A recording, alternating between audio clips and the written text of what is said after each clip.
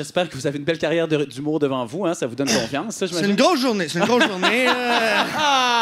Dominique Champagne, mesdames et messieurs, merci d'être venu nous voir. Le Montréalisé Québec.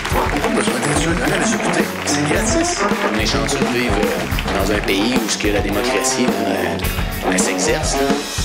Vous avez du culot en esprit d'être ici pour nous faire rire et de pas être dans la rue, Olivier, hein? Il y a eu encore beaucoup d'actions cette semaine. Comme chaque semaine que le bon Dieu nous amène, Cube Radio a demandé à un invité de lui chanter un indicatif musical. Je vous rappelle que Ginette Renaud l'avait fait. avait fait une petite faute de frappe dans sa chanson la dernière fois.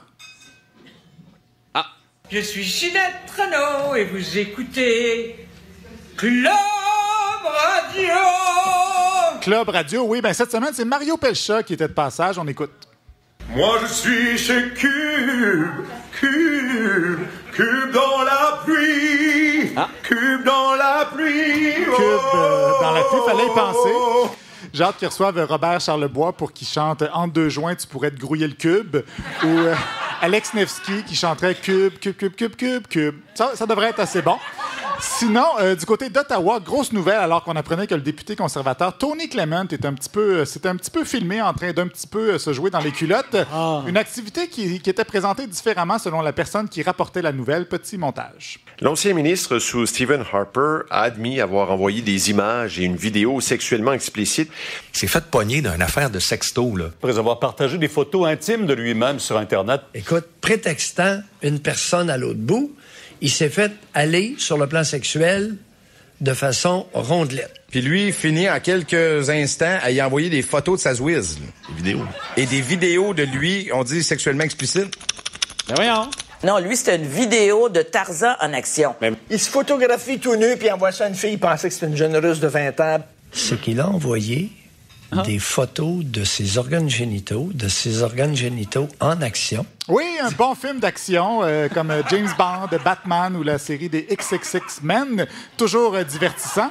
Et en parlant de films d'action, il y a Mad Max, Maxime Bernier, l'ancien collègue de M. Clement, qui est en entrevue à LCN où il est venu parler de son adversaire conservateur en Beauce lors des prochaines élections. C'est un producteur laitier. Comme vous savez, le Parti conservateur appuie le cartel de l'UPA et M.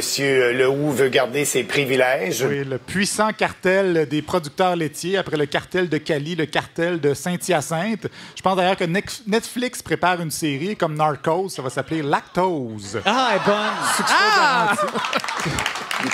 Parce que selon le grand défenseur des plus démunis, qui est Maxime Bernier, la gestion de l'offre nuit aux plus pauvres. Je veux seulement qu'on arrête un système qui est le Robin des Bois à l'envers. On taxe les pauvres consommateurs en leur faisant payer le double du prix et on donne l'argent aux producteurs sous gestion de l'offre qui sont très riches. Donc le Robin des Bois à l'envers. Des fois, on a un peu l'impression que Maxime Bernier est un Don Quichotte à l'endroit.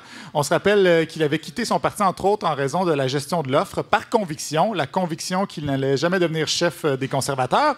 Par contre, selon Yves-François Blanchet au 106.9 FM en Mauricie, ça existe encore des politiciens qui ont des convictions. Bernard Généreux, c'est un ancien président de la FQM, d'ailleurs, comme le nouveau candidat des conservateurs contre Maxime Bernier. Lui il l'a même dit candidat, moi, je vire mon chapeau de bord. Après avoir planté la CAQ en campagne électorale, il vire son chapeau de bord, il est prêt à s'en aller avec eux autres. Des vire-chapeaux, comme on appelle. Alors, on lui lève notre capot. Toujours chez les conservateurs, on a pu entendre cette semaine le député Alain Reyes condamner le fait que le gouvernement collecte des données sur les citoyens canadiens, mais il y a juste un peu de misère avec le mot « collecter ».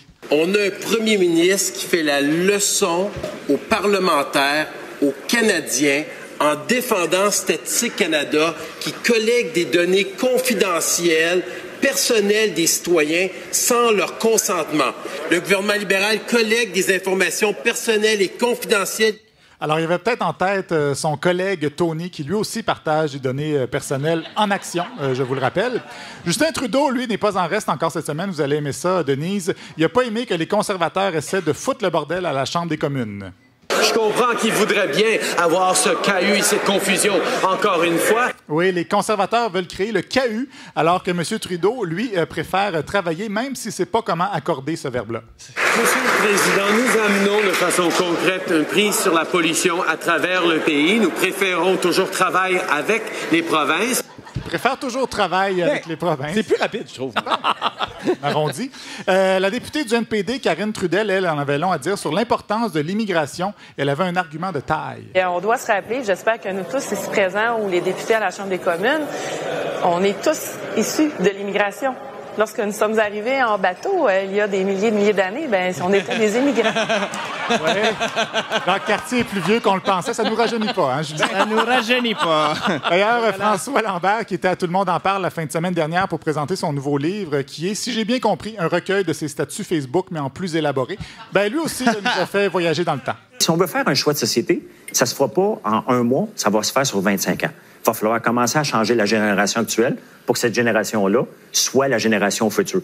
Oui, il faut que la génération actuelle devienne la génération future. C'est quand même inspirant. C'est une transition spéciale. Oui, c'est toujours dans le domaine des gens riches et célèbres. On apprenait cette semaine que Bombardier, pas vous, Denis, ben oui, c'est beau, là. allait couper 5000 postes, dont 2500 au Québec, ce qui a fâché Thomas Mulcair à l'émission de La Joute à LCN. Ils ont pris un de leurs fleurons, un des joyaux, un des bijoux de famille qui était la CCRI que nous, on a payé avec l'argent des payeurs de taxes. Ils l'ont donné. Ils ont donné nos bijoux de famille à Airbus, comme Tony Clement l'a fait avec une madame. Il y en a qui disent qu'on s'est fait fourrer par Bombardier, mais c'est pire que ça. Ils nous ont fourrés avec nos propres bijoux de famille. Donc, c'est pas très drôle. Et on va parler un peu d'environnement pour terminer. Myriam Segal et Luc Lavoie de Cogeco, les Tigus et Timus de la Climato-Septie, nous parlaient cette semaine du concept de taxe carbone volontaire qui permet à des individus d'acheter des sortes d'indulgences lorsqu'ils commettent un péché environnemental. S'en est suivi de beaux moments de franche rigolade. Il y a une industrie qui est en train de se développer, qui est celle de la taxe volontaire.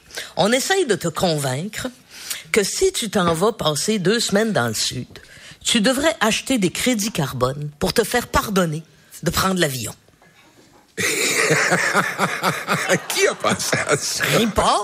C'est tout à fait sérieux. Ris pas, dit-elle, mais il l'a pas écouté. Il n'a pas arrêté de rire par la suite. Par exemple, quand Mme Segal lui a dit que la presse à Python était moins accessible le dimanche. Heureusement, c'était dans la Presse Plus de dimanche. Oui. Or, la Presse Plus de dimanche, c'est fantastique. Ils s'organisent pour qu'on trouve pas leurs articles sur le web. Donc, ça n'a pas fait trop de vagues.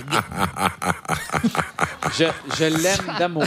Il a rigolé aussi quand Mme Segal a fait une blague sur l'haleine de Maxime Bernier. Faites une réflexion. Est-ce que votre conscience est tranquille comme ça de dégager autant? C'est ça, c'est du CO2. Maxime Bernier, lui, il en dégage quand il parle. Il l'a dit l'autre fois. Oui. Mais c'est pour ça qu'on lui a demandé de se taire.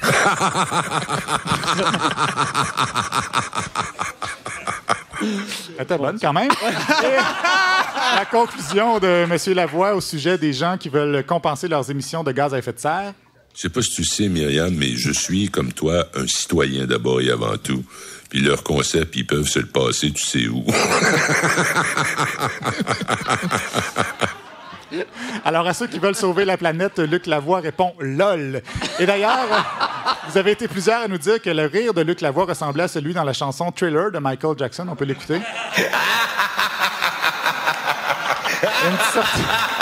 Une certaine ressemblance, mais honnêtement, ça ressemble aussi à rire de ben des vilains. Donc, tous des gens sains d'esprit et bienveillants. Merci beaucoup, Olivier. C'est très gentil. Oui. Juste avant de quitter, je suis content d'avoir entendu M. Champagne, puis je voulais justement débattre. M. Champagne? Ah non, il est parti! Il est parti avec Jean-Pierre Ferland. Laisse ça, on se revoit dans une dizaine de minutes.